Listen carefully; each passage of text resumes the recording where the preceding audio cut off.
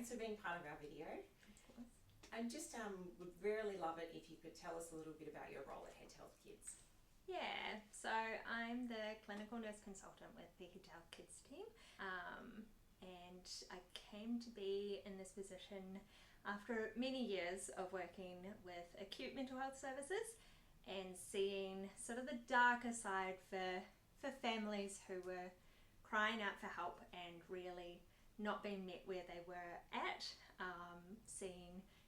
very young people in situations, like an ED where parents are at breaking point, at crisis point, and reaching out for help and sort of being turned away from what we would typically see within, just because it's not sort of tailored for sort of younger audiences, younger people. We're seeing different needs across sort of that mental health developmental sphere, where things are reaching breaking point before help is able to be accessed,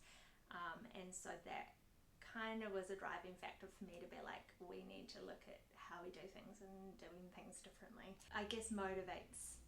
me in the position that I'm in here with Head Health Kids, because we are looking at doing things differently,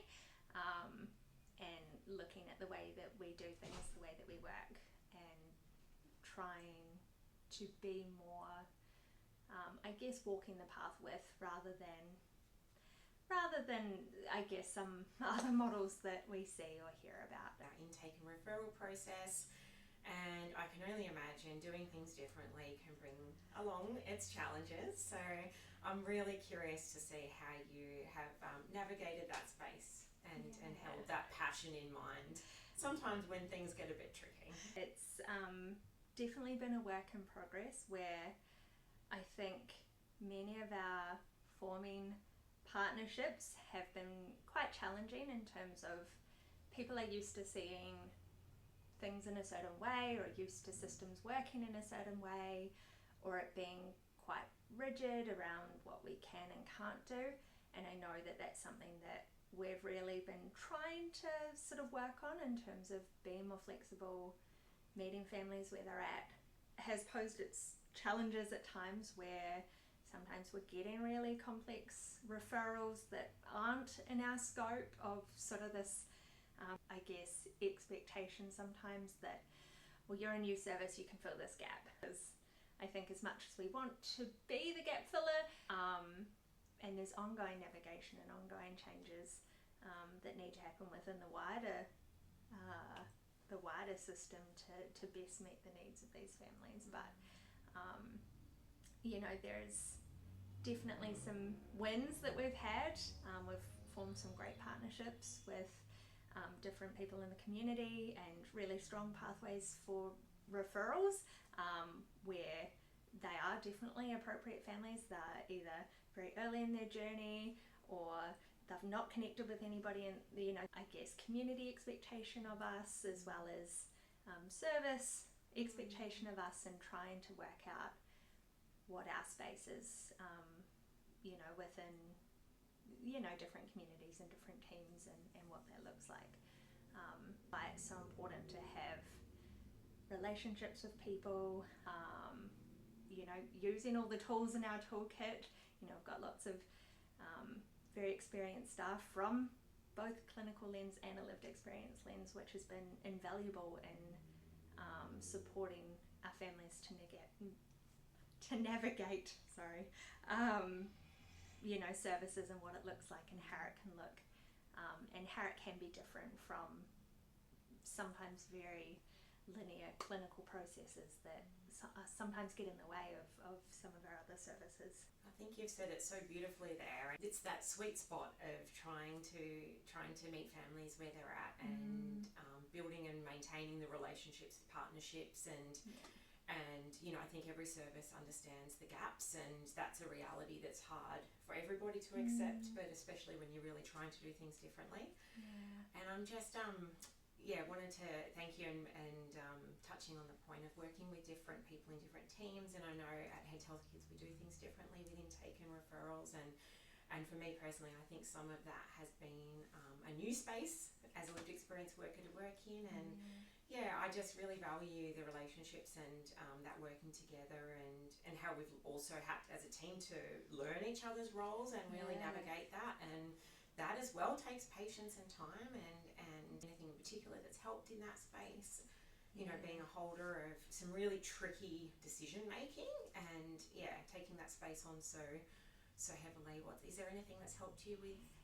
that space? I think I'm the first person to kind of volunteer myself that coming into this position, having not worked within a team that had lived experience on board, I thought I knew what it was, and I'm the first person to go, actually, I didn't. And it was actually through many conversations with the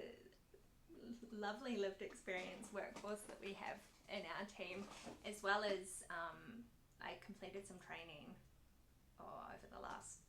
it was 2 sessions over the last few months that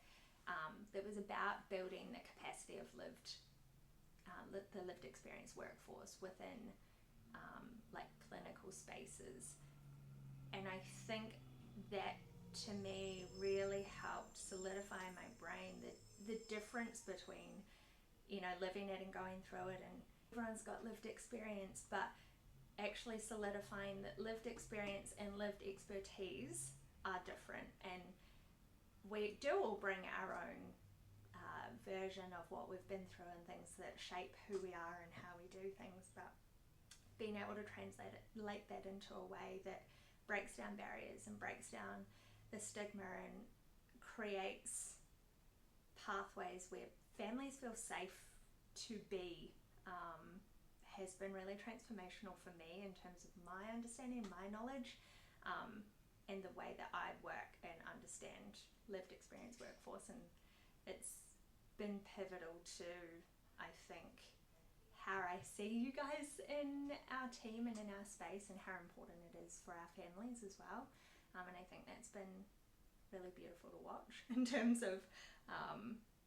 understanding it better and knowing that for myself. You know, I now feel a lot more on board with where things are at, and I know that, you know, as clinicians we can get in our own way around thinking we know something and not being the expert on that. So I think that was something that was really helpful for me in that space, as well as sort of seeing how it blossoms into shaping how we do things on a day-to-day basis, whether it's with families, whether it's in the intake space, whether it's talking about referrals and have we thought about this, have we thought about that, and kind of shaping it from a different lens where, you know, we can get stuck in certain ways of doing things, and it's trying to break out of those molds to do things differently. So, yeah.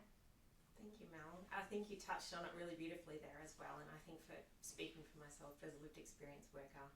we get in our role too, and we get in our mode of how we do things as well. So it's a learning experience for everybody when you're working in a different space, and it takes vulnerability and